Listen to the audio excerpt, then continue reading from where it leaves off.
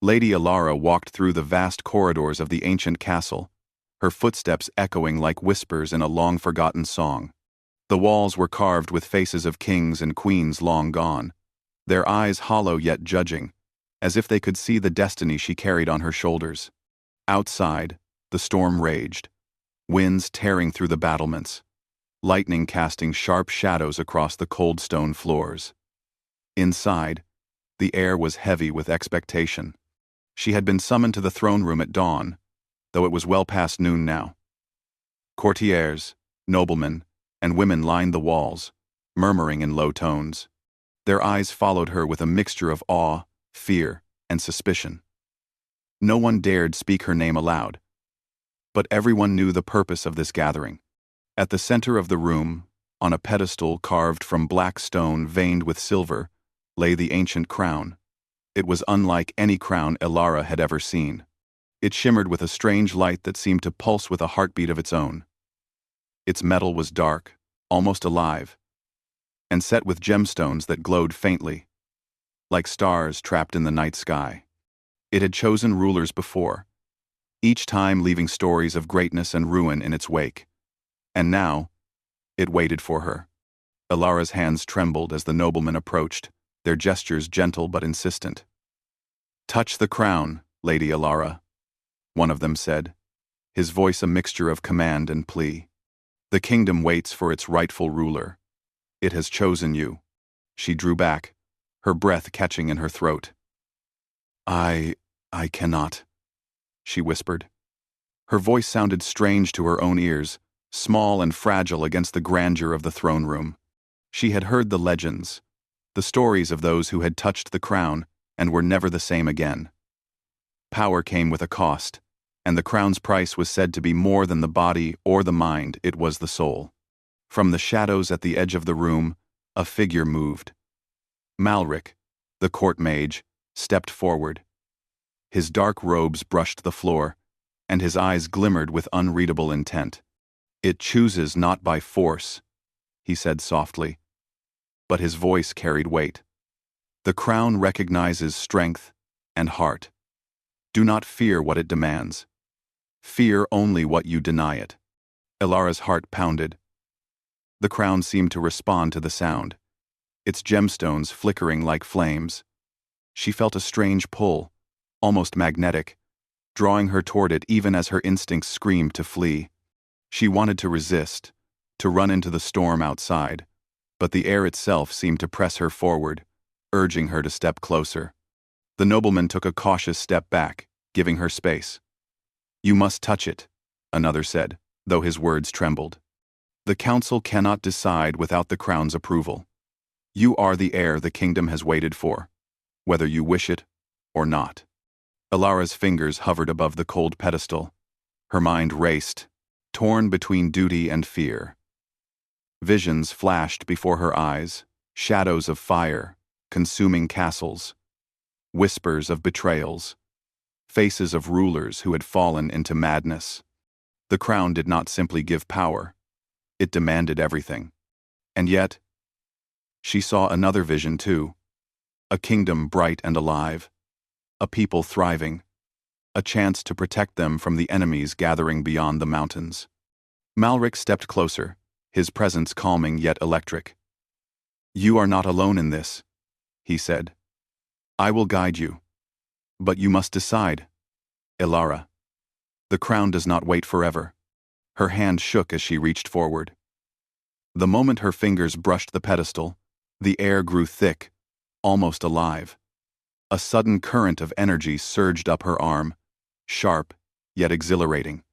The crown lifted from its resting place, hovering above the pedestal as if it had a will of its own. The room fell silent, all eyes fixed on her. Alara gasped, staggering backward. But the crown moved slowly, deliberately, until it settled onto her head. It was neither heavy nor light. It felt as though it had always belonged there, as though some hidden part of her had been waiting for this moment her entire life. A shiver ran through her, not from cold, but from the weight of destiny pressing down. She could feel the crown's magic entwining with her own essence, whispers brushing against her mind like the faintest touch. Power, responsibility, destiny. The voices were many, soft but insistent. Some seemed to warn, some to guide, but all demanded her attention. The courtiers murmured in awe and fear. Whispers spread like wildfire. She is chosen. The crown has selected her. The prophecy unfolds. Ilara's eyes glowed faintly, reflecting the shimmering light of the gemstones. She felt a strange clarity, as though the crown had unlocked hidden corridors of thought, visions of paths she could take, of choices she had yet to make. But with clarity came fear. Every choice carried weight. Every step forward was a risk, and even in victory, there would be cost. Malric remained close, his dark eyes steady on her. Breathe, Ilara. Feel the power, but do not let it consume you. It will test you. The crown does not forgive weakness, but it respects courage. Her heart ached, a strange mixture of longing and dread. She had wanted to escape the castle, to live quietly, perhaps forgotten by history. But the crown had other plans. It did not seek the timid or the fearful, it sought the one who could bear the storm and remain unbroken. And for reasons she could not understand, it had chosen her.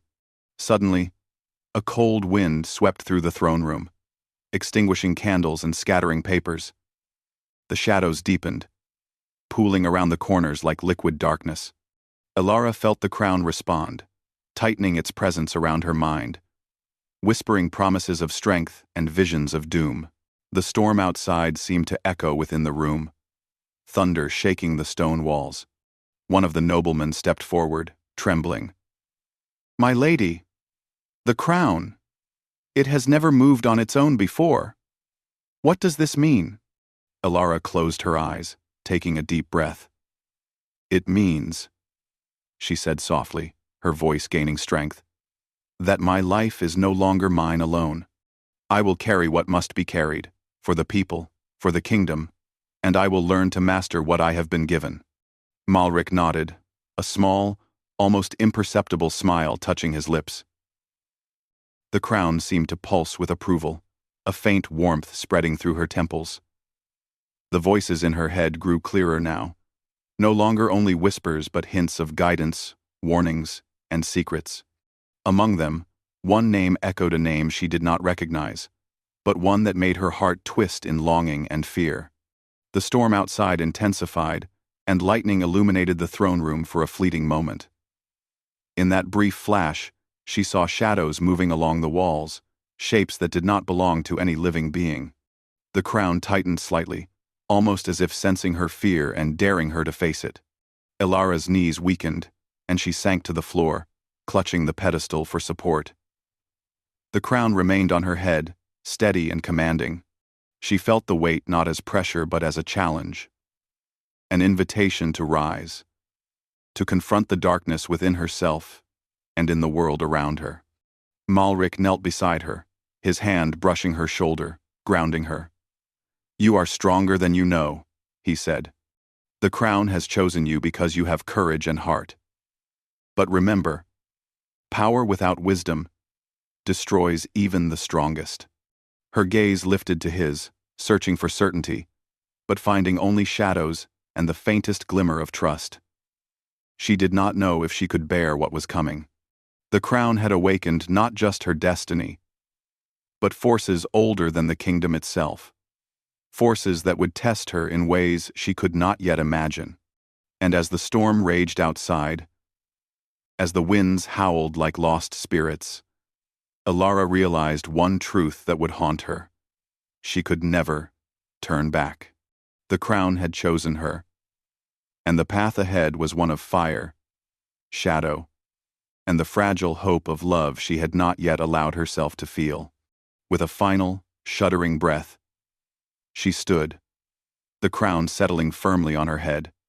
The throne room seemed to bow to her presence, the whispers of courtiers fading into the background. She was no longer just a maiden of noble blood. She was something more, something ancient, something chosen. And somewhere deep within the shadows of the room, eyes watched her, waiting. The true trials were only beginning. The morning light fell weakly through the narrow windows of the castle's high towers.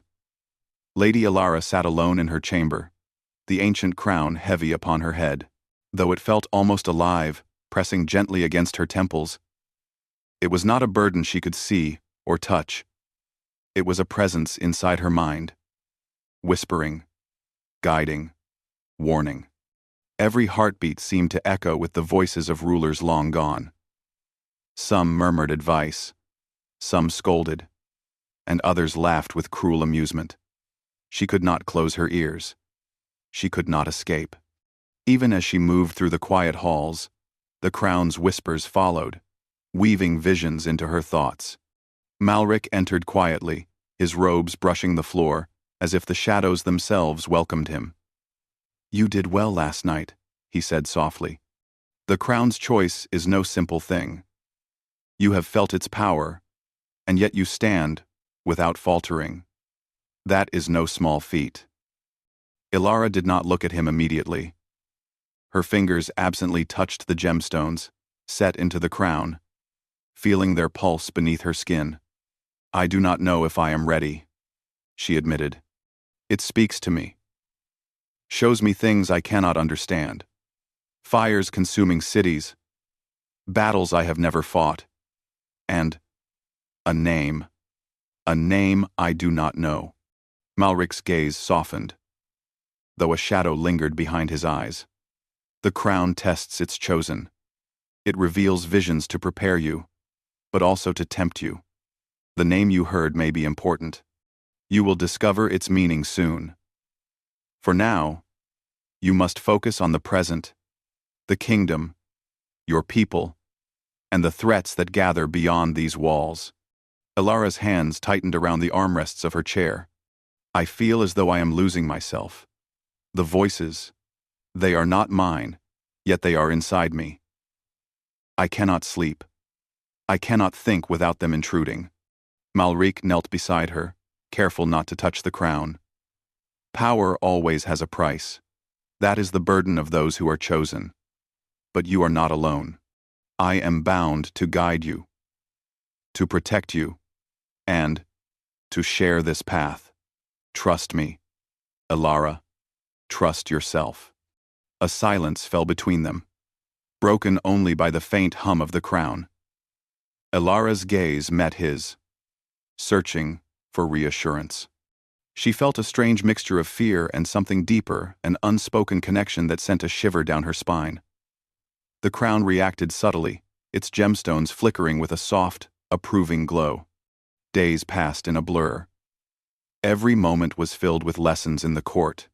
How to speak, how to lead, how to navigate intrigue and betrayal. Yet no counsel could teach her to master the crown's true power. At night, the visions returned. Cities in flames, rivers running dark, shadows moving like living things. The crown's whispers grew urgent, speaking of enemies she could not yet see, of choices she had not yet made, of destinies intertwined with love and loss. One evening, Malric led her to a chamber, hidden deep beneath the castle, a place untouched by sunlight for centuries. "You must learn control," he said. "The crown's power is not only to see and command, it is to protect, to fight, and to endure. Here, you can test it without endangering the kingdom." The chamber was vast and circular, with walls engraved in symbols that pulsed faintly with magic.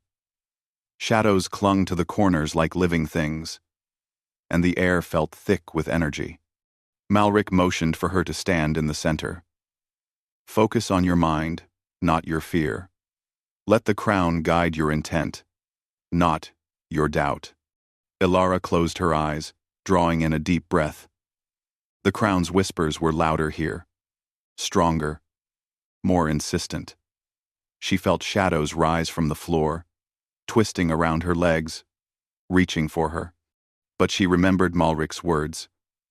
"Focus on your mind." Slowly, she extended her hands. The shadows paused, hovering uncertainly. Then, With a flicker of concentration, she directed them upward, weaving them into shapes that floated harmlessly above her head. Her body trembled with exhaustion, but her heart swelled with something new confidence. She had touched the crown, felt its magic, and commanded it without losing herself. She opened her eyes and saw Malrique watching her with a mixture of pride and something she could not name. "You are learning faster than I expected," he said. "But the crown's true test will not be in shadows alone. It will be in choices that demand courage, sacrifice, and, sometimes, love." Ilara frowned. "Love? How can that be part of a crown's test?" Malric's gaze darkened. "Because love is the ultimate vulnerability. Power may protect the body, but love can protect the soul or destroy it. The crown will reveal what you must protect, and who. But you must act wisely. You cannot hide from the heart, even if it threatens everything." That night, as the castle slept under the watch of a silver moon, Ilara wandered the empty corridors. The crown whispered in her mind, showing a vision of Malric, standing alone on a cliff above a stormy sea, his robes torn, his face pale with struggle. Then the vision shifted, revealing her own face, radiant yet anxious, reaching toward him, her hands trembling with unspoken words. She shivered, both with fear and longing. Malric had become more than a guide, he had become a presence she could not ignore, a shadow in her heart that moved even when he was not near. The crown seemed aware of it, tightening its subtle hold, reminding her that connection could be both power and peril. A sudden noise startled her. From the hall behind her came the faintest whisper of footsteps, deliberate and slow. She turned, hand on the crown instinctively, and saw a figure slipping into the shadows. The person stopped, and a cold, unseen energy seemed to press against her chest. "You are the chosen," the voice said, low and reverent, yet edged with fear.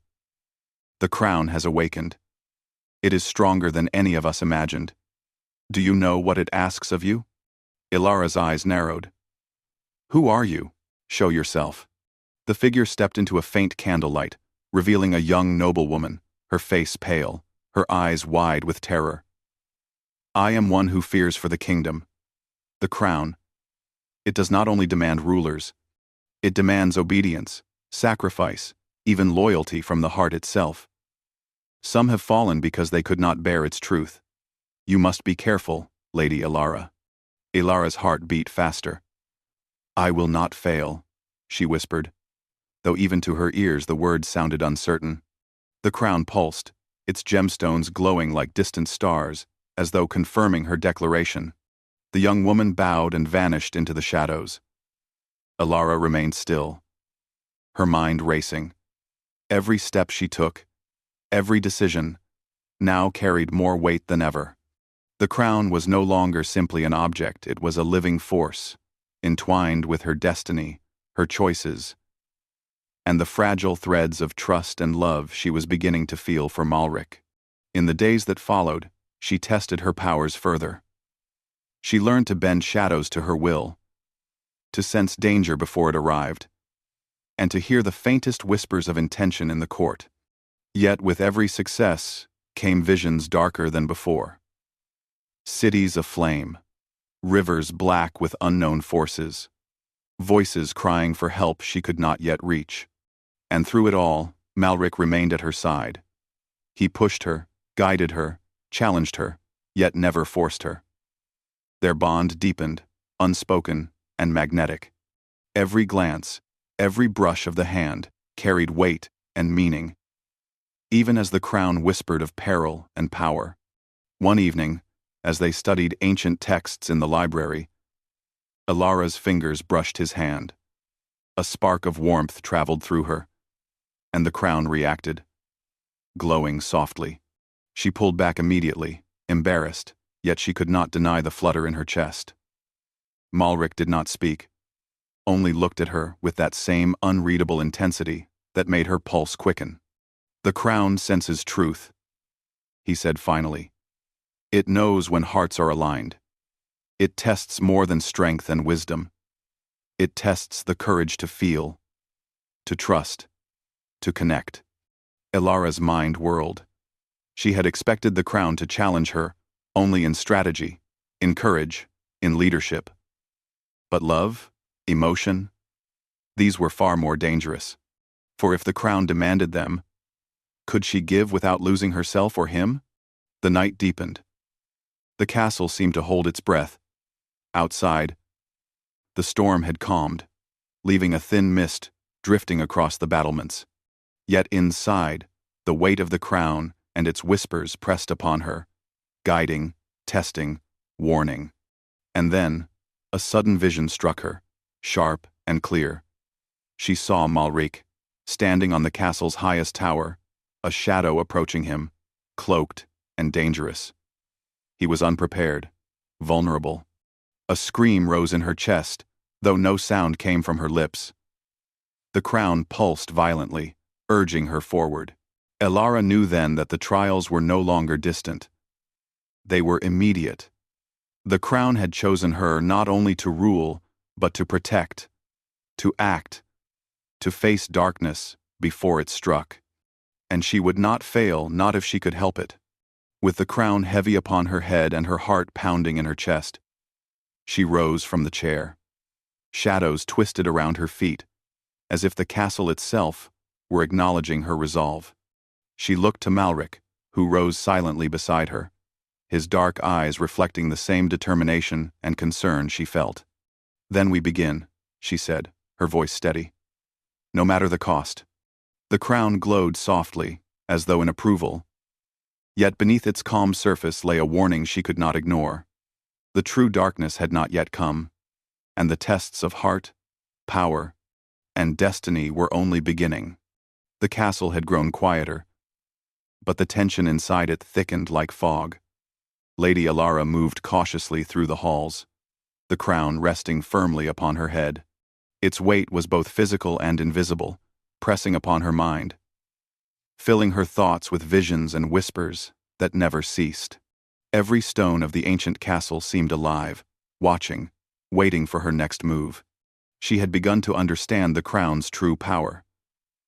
Not just visions or whispers, but the ability to manipulate shadows, to sense danger, to feel the intentions of those around her. But each act of control came at a cost.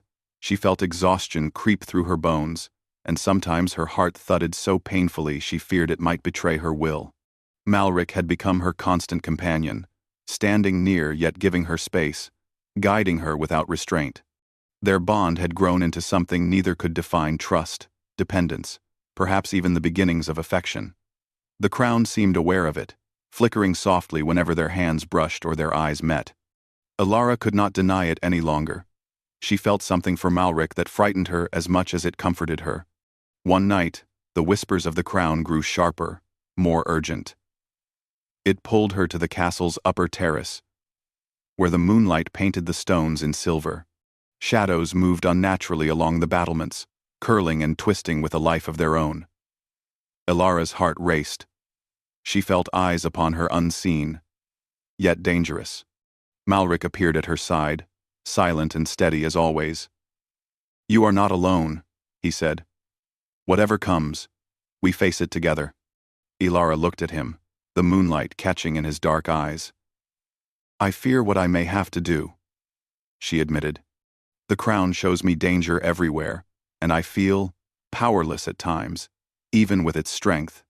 Malrik's hand brushed hers, and a spark of warmth surged through her. "Strength is not the absence of fear, Ilara. Strength is acting despite it. The crown knows this, and it tests more than skill or courage, it tests the heart." Before she could respond, a sudden chill swept across the terrace. Shadows rose violently from the stones, forming twisted, humanoid shapes with glowing red eyes. They advanced slowly, silently, circling her like predators. Ilara's pulse quickened. She raised her hands instinctively, and the crown pulsed with energy, sending the shadows recoiling. "Focus," Malrik urged, stepping beside her. Use the crown as an extension of yourself. You are stronger than they are. Alara closed her eyes, drawing the darkness toward her will. Slowly, painfully, the shadows obeyed. They writhed, twisted, then flattened against the floor, unable to harm her. She opened her eyes to see Malric's face lit with relief, though a shadow of concern lingered in his gaze. "You are growing stronger," he said. "But remember, every victory comes at a cost. The crown demands more than power. It wants obedience, loyalty, sometimes from the heart itself." Alara swallowed hard. She understood now what he meant. She could feel it in the way the crown responded to her emotions, the way it tested her will with every pulse, every whisper. Love, desire, longing, they were dangerous under the crown's influence. She could not allow herself to be distracted, not even by Malric. Yet the thought of ignoring him felt like a betrayal of her own heart. The next morning, the court gathered to discuss reports from the borderlands. A rival noble, Lord Veyron, had begun to stir unrest, seeking to claim the throne for himself. His agents moved like shadows across the kingdom, whispering lies and sowing fear. Alara's hand rested on the crown as she entered the council chamber, her presence commanding attention. She could sense the fear, the loyalty, and the hidden motives of those around her. The crown whispered guidance, revealing who could be trusted and who could not. But it also whispered warnings. Not all danger comes from without. Betrayal may come from within. During the council, Veyron's voice was calm, smooth, yet laced with venom. "The crown chooses." "Yes," he said, addressing the court. "But power cannot be wielded by those unprepared. Does Lady Alara truly understand the weight of what she wears? Or will her rule be the ruin of us all?" Alara's eyes met his, and for a moment, she felt the crown's energy surge, filling her with both clarity and resolve. "The crown chose me," she said, her voice steady. "It is not mine to wield for vanity or ambition. It is mine to protect the kingdom, the people, and the legacy we all inherit. Those who wish harm upon the crown or the realm will find me vigilant." A murmur rippled through the chamber, some fearful, some impressed, some envious. Veyron's face darkened, but he said nothing further, bowing slightly before leaving. Alara exhaled slowly, feeling the crown's subtle pulse, as if it approved her words.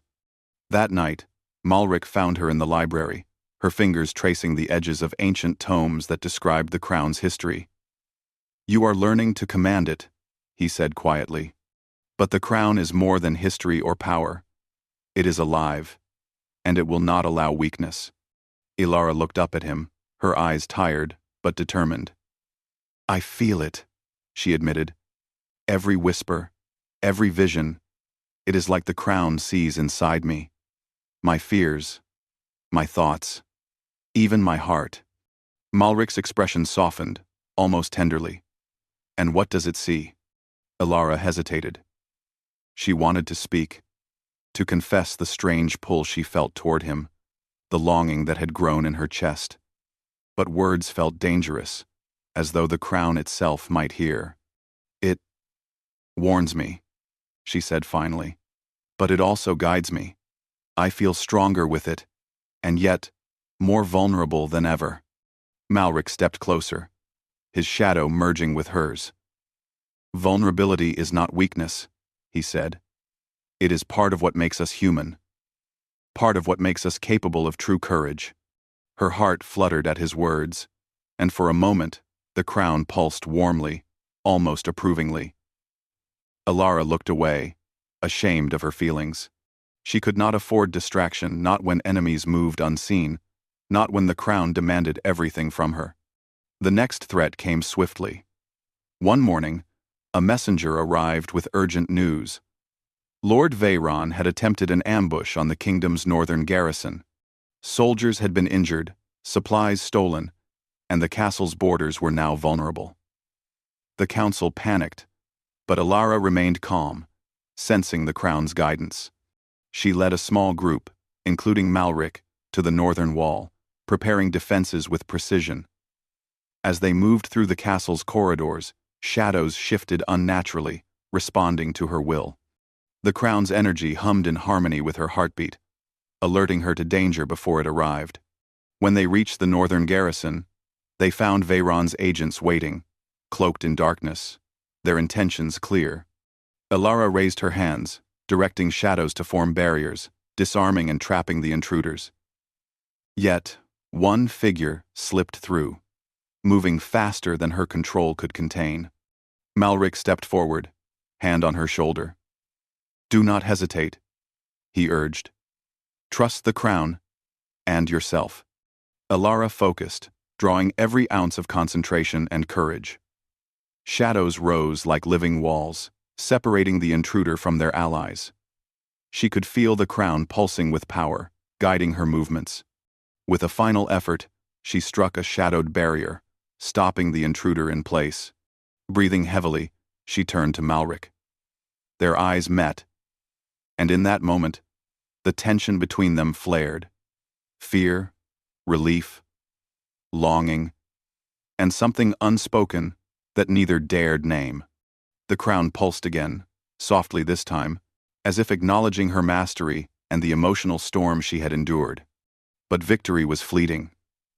The intruder, trapped but alive, whispered a warning. "The crown, it does not forgive. You cannot protect him, or yourself, forever." Elara felt a chill, knowing the danger was far from over. She looked to Malric, whose dark eyes reflected both worry and unwavering loyalty. The bond between them had grown, forged in shadows and trials. Yet the crown reminded her that attachment carried risks. Every feeling, every connection, could be tested. As night fell over the kingdom, Elara stood on the castle's highest tower, the crown glowing softly in the moonlight. She could feel the weight of destiny pressing down, the whispers of rulers past guiding her. She had survived the first true trial, defended the kingdom, and begun to master the crown's power. But deep inside, she knew the most dangerous tests were still to come. Tests of heart, of loyalty, and of love. And somewhere in the shadows of the castle, a new presence watched, unseen but powerful, waiting for the right moment to strike. The castle lay silent under a heavy sky, the storm from earlier nights now replaced by a tense calm. Lady Elara stood on the highest tower, the ancient crown resting firmly on her head. Its weight was familiar now, yet no less commanding. The whispers were constant, a chorus of past rulers, guardians, and unseen powers. Each voice carried warnings, guidance, and faint threads of prophecy, all converging on her heart. Beside her, Malric remained close, the shadows of his cloak merging with the growing darkness. His presence was steady, reassuring, and yet every glance they exchanged was heavy with the unspoken. They had fought together, learned together, and the bond between them had grown into something neither dared name fully, but both felt deeply. A distant horn shattered the silence. Soldiers ran through the castle gates, breathless and frantic. Lord Veyron had launched a full-scale assault, his forces overwhelming the northern borders. But more frightening was the message carried by a terrified scout. Veyron had discovered a secret, a hidden weakness tied to the crown. The kingdom's fate teetered on a knife edge. Elara's pulse quickened. The crown whispered in urgency, and the shadows along the tower walls stretched and twisted, alive with anticipation. Malric touched her arm, grounding her. "The moment has come," he said quietly. "You have prepared, you have mastered the crown, but now it tests everything: your strength, your courage, and your heart. We face it together." Elara nodded, drawing a deep breath. The weight of destiny pressed upon her, and she welcomed it. She had feared the crown's power, feared the visions, the whispers, and the unknown. But now she understood. It had chosen her because she could endure, because she could love. and because she could protect. As they descended the spiral stairway to the castle's inner courtyard, the sky darkened unnaturally. Shadows thickened like smoke, curling along the walls. Flickering with faint red eyes, Veyron's army approached, yet something else moved with them. An unseen force, drawn to the crown, responding to its power. Elara raised her hands instinctively, shadows rising to form barriers and weapons of protection. The crown pulsed violently, echoing the rhythm of her heartbeat, guiding her actions. Malric stepped beside her, ready to defend, ready to act as her anchor. Together, they were a force tempered by trust and shared courage. Veyron appeared at the front of his forces, a sinister grin on his face. "So, the crown chooses a girl," he called, his voice carrying across the courtyard. "Do you think your strength, your magic, or your illusions can save you?" Elara's eyes met his, glowing faintly with the crown's light. "I do not fight for illusions," she said steadily. "I fight for my people, for the kingdom, and for those I love, and I will not fail." The battle began. Shadows rose, colliding with Veyron's soldiers, twisting and restraining them. The crown's whispers guided Elara's movements, showing her where danger hid and how to wield her power most effectively. She moved like a conductor of the unseen, her shadows flowing around her like living instruments, bending the enemy's force to her will. Yet, amid the battle, a sudden, powerful surge struck Malric. He cried out, caught in a pulse of dark energy from the crown itself. Elara's heart lurched as she reached for him, but the crown's whispers warned her. "You cannot save him alone. You must face the trial fully." Her mind raced. She could feel the crown's energy intertwining with her own, demanding absolute trust, absolute surrender. She could save Malric, yes, but only if she embraced the crown's full power, risking herself entirely. The choice was clear: protect her companion and risk being consumed, or hesitate and lose him. Elara closed her eyes, taking a deep, steadying breath. "I trust you," she whispered, not to Malric, but to the crown. She let the energy flow through her, not fighting it, not fearing it, but becoming one with it. Shadows erupted in a swirl of power, striking the enemies, shielding her allies, and enveloping Malric in a protective cocoon. Malric gasped as the dark energy subsided, his eyes wide with relief and awe. "Elara," he began, but she shook her head. "It is not over," she said. Her gaze swept the battlefield. Veyron still lived, retreating for now, and the shadows were restless.